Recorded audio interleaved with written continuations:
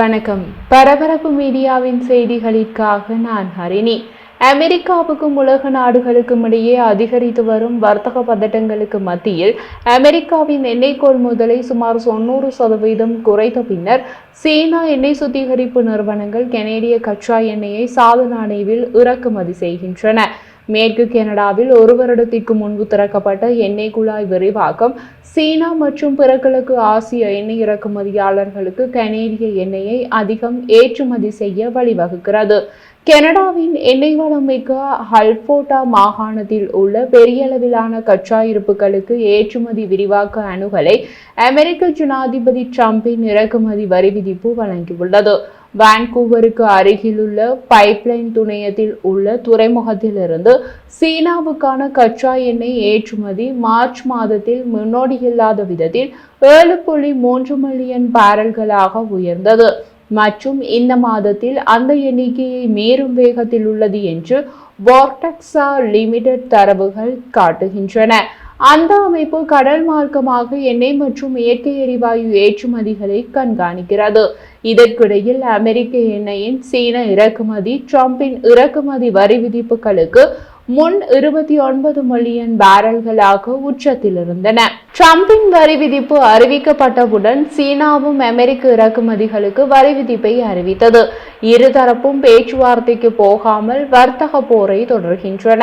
அமெரிக்க எண்ணெயின் சீன இறக்குமதிகள் ஒரு மாதத்திற்கு 29 மில்லியன் பேரல்களில் இருந்து 3 மில்லியன் பேரல்களாக சரிந்துள்ளன. இது ஒரே மாதத்தில் 90% சரிவு. இந்த மாதம் அது முழுமையாக இல்லாது போய்விடும் என்று கூறப்படுகிறது. அந்த ஏற்றுமதி வர்த்தகம் அமெரிக்காவின் அண்டை நாடான கனடாவுக்கு கிடைக்கவே அதிக வாய்ப்பு உள்ளது. உலகின் மிகப்பெரிய கச்சா எண்ணெய் இறக்குமதியாளராக இருக்கும் சீனாவுக்கு அமெரிக்க ஜனாதிபதி டொனால்ட் டிரம்பின் இறக்குமதி வரி விதிப்பு வட அமெரிக்க கச்சா எண்ணெயின் முழுமையாக நிறுத்திவிடவில்லை. வட அமெரிக்கா கச்சா எண்ணெய் இப்போது கனடாவிலிருந்து சீனாவுக்கு பாய்கிறது என்பது அமெரிக்க ஜனாதிபதி டொனால்ட் டிரம்பின் உலகளாவிய வர்த்தக உறவுகளை மாற்றியமைக்கும் நடவடிக்கைகளால் ஏற்பட்ட பொருளாதார மற்றும் மூலோபாய இடையூறுகளுக்கு மாற்று இருக்கிறது என்பதற்கு மற்றொரு எடுத்துக்காட்டு. இதேபோல சீனாவின் பல அமெரிக்காவின் இறக்குமதிகளுக்கு ஒரு மாற்று ஏற்பாடாக கனடா மாறலாம். கனடாவின் டெக்ஸ்ட் எனப்படும் டிரான்ஸ் மவுண்டன் பைப்லைனின் விரிவாக்கம் கடந்த ஆண்டு மே மாதம் பிரிட்டிஷ் கொலம்பியாவின் பசிபிக் கடற்கரைக்கு அல்பர்டா மாகாணத்தின் எண்ணெயை அனுப்ப தொடங்கிய போது கனேடிய கச்சா எண்ணெய்க்கான சீனாவின் பசி வளர தொடங்கியது. டிரான்ஸ் மவுண்டன் பைப்லைன் சிஸ்டம் அல்லது டிரான்ஸ் மவுண்டன் பைப்லைன் என்பது பல தயாரிப்பு குழாய் அமைப்பு. இது கனடாவின் அல்பர்டா மாகாணத்தின் எட்மண்ட் நகரில் இருந்து கனடாவின் பிரிட்டிஷ் கொலம்பியா கடற்கரைக்கு கச்சாய் மற்றும் சுத்திகரிக்கப்பட்ட தயாரிப்புகளை கொண்டு செல்கிறது. சீனா மற்றும் பிற நாடுகளின் மீது இறக்குமதி வரியை விதிக்கும் நோக்கத்துடன் ட்ரம்ப் பதவியேற்ற பின்னர் தான் இந்த போக்கு துரிதப்படுத்தப்பட்டது. வர்த்தக போரை கருத்தில் கொண்டு சீனா அதிக அமெரிக்க எண்ணெயை இறக்குமதி செய்ய வாய்ப்பில்லை என்று கனடா சீனா எரிசக்தி மற்றும் சுற்றுச்சூழல் மன்றத்தின் தலைவர் வேன்ட்ரன் ஜியாங் தொலைபேசி பேட்டியில் தெரிவித்தார். எண்ணெய் ஏற்றுமதி தொடர்பாக கனடாவிலிருந்து வரும் எந்த செய்தியும் வரவேற்கத்தக்கதாக இருக்கும் என்று அவர் குறிப்பிட்டார். இந்த ஏற்றுமதி வர்த்தகம் சற்று தந்திரமானது. அமெரிக்கா தமது எண்ணெய் இறக்குமதியில் 90% தேவைக்கு கனேடிய இறக்குமதியை நம்பியுள்ளது. அதே நேரத்தில் அமெரிக்கா தமது சொந்த எண்ணெயை ஐரோப்பாவுக்கும் சீனாவுக்கும் ஏற்றுமதி செய்கிறது. இதை ஏன் அவர்கள் செய்ய வேண்டும்? அதற்கு ஒரு முக்கிய காரணம் உள்ளது. அமெரிக்க எண்ணெயுடன் ஒப்பிடும் போது கனடாவின் எண்ணெய் ஒப்பீட்டளவில் அடர்த்தியான உயர் கந்தக கச்சையை வழங்குகின்றன. அதனால் அமெரிக்கா தமது கனரக எண்ணெய் தேவைகளுக்கு தேவையான அடர்த்தியான உயர் கந்தக கச்சா எண்ணெயை கனடாவிலிருந்து வாங்குகிறது.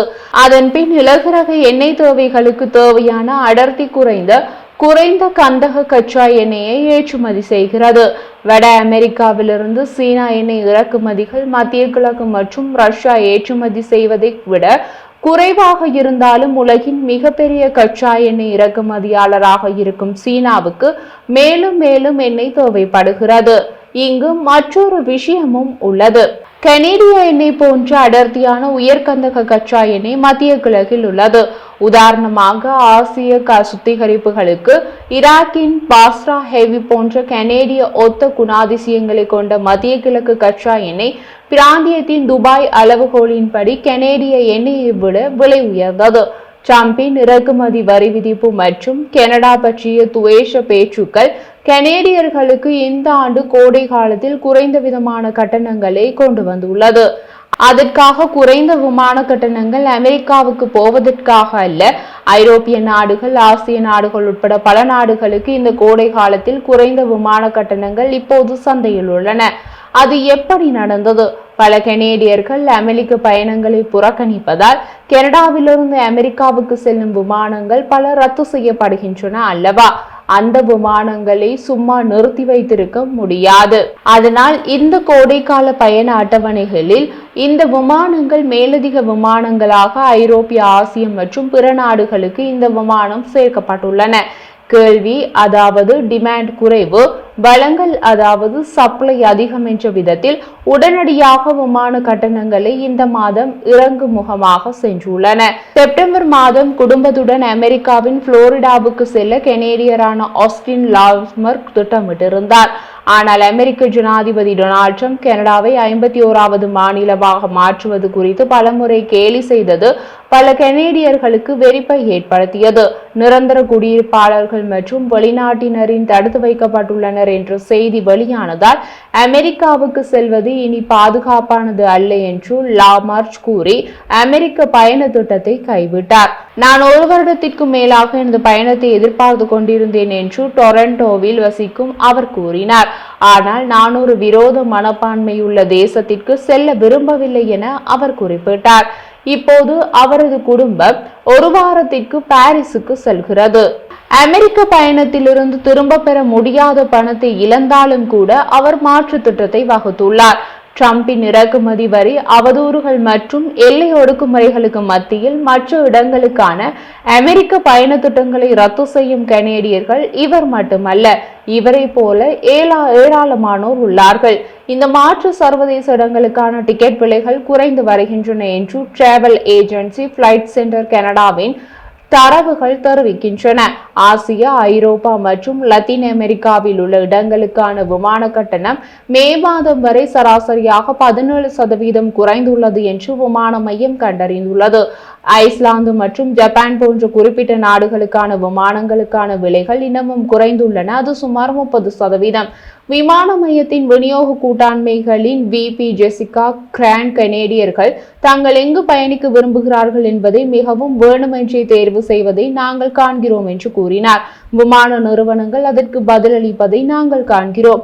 அதன் பங்குக்கு வெஸ்ட்ஜெட் விமான நிறுவனம் புதன்கிழமை வெளியிட்ட அறிக்கையில் மெக்சிகோ, கரீபியன் மற்றும் ஐரோப்பாவுக்கு சூரிய இடங்களுக்கான தேவை அதிகரித்து வருவதாக கூறியது. அமெரிக்காவுக்கான கனேடியர்களின் பயணங்களில் ஆர்வமும் முன்னெப்போதும் இல்லாத அளவில் மிக வேகமாக குறைகிறது. கனடாவுக்கும் அமெரிக்காவுக்கும் இடையில் சில பறக்கும் திறன்களை நாங்கள் சமீபத்தில் அளந்தாலும் விமான நிறுவனம் தொடர்ந்து வலுவான சந்தைகளுக்கு விமானங்களை முன்கூட்டியே பயன்படுத்த எங்கள் கோடைகால இயக்க அட்டவணையை மாற்றியமைத்தோம் என்று அவர்கள் கூறியுள்ளார்கள். மாற்று இடங்களுக்கான சமீபகால விலை வீழ்ச்சிகள் பெரும்பாலும் வாடிக்கையாளர்களை விருப்பங்களை மாற்றுவதற்கு காரணமாக இருக்கலாம் என்று க்ரோன் கூறினார். ஆனால் குறைந்த செலவில் செயற்படும் புதிய விமானங்களை பயன்படுத்தும் விமான நிறுவனங்களால் மலிவான டிக்கெட்டுகள் சேர்க்கப்படலாம். வர்த்தக பயணத்திற்கான தேவை குறைந்து வருவதையும் அவர் சுட்டிக்காட்டினார். பல கார்ப்பரேட் நிறுவனங்கள் இந்த ஆண்டு பயணத்தை பற்றி கொஞ்சம் எச்சரிக்கையாக இருக்கின்றன. எனவே இது சுற்றுலா பயணிகளுக்கு அதிக இருக்கைகளை கிடைக்கும். பயணச்சீட்டு விலைகள் ஒருபுறம் இருக்க எம்முடன் பேசிய பெரும்பாலானோர் அமெரிக்க இடங்களை தவிர்ப்பதற்கு பாதுகாப்பு கவலைகளை முக்கிய காரணம் என்று கூறியுள்ளனர். ரேச்சல் ஸ்விக்கர் கூறிய போது அமெரிக்காவுக்கு செல்வது எங்களுக்கு பாதுகாப்பாக இல்லை என்றார். கடந்த 13 ஆண்டுகளாக கனடாவில் வசித்து வரும் அமெரிக்கரான ஸ்விக்கர் அடுத்த ஆண்டு தமது கனேடிய கணவர் மார்க்குடன் ஹவாய்க்கு குளிர்கால பயணத்தை திட்டமிட்டிருந்தார். ஆனால் சில நீண்ட விவாதங்களுக்கு பின்னர் ஐரோப்பாவுக்கு செல்ல இடங்களை மாற்றினார். கனடாவில் வசிக்கும் அமெரிக்க பிரஜையான அவர், உங்கள் சொந்த நாட்டில் உங்களுக்கு தொடர்பு இருக்கிறதா அல்லது உங்கள் பயணத்தின் நோக்கம் என்ன என்பது எனது நாட்டில் முக்கியமில்லை என்பதை நாங்கள் சமீபத்தில் பார்த்தோம். அவர் தொடர்ந்த போது, எனது நாட்டில் வெளிநாட்டு மக்கள் தடுத்து வைக்கப்பட்டுள்ளனர். எனது கணவரின் உயிருக்கும் பாதுகாப்புக்கும் ஆபத்தை ஏற்படுத்த நான் தயாராக இல்லை என்றார்.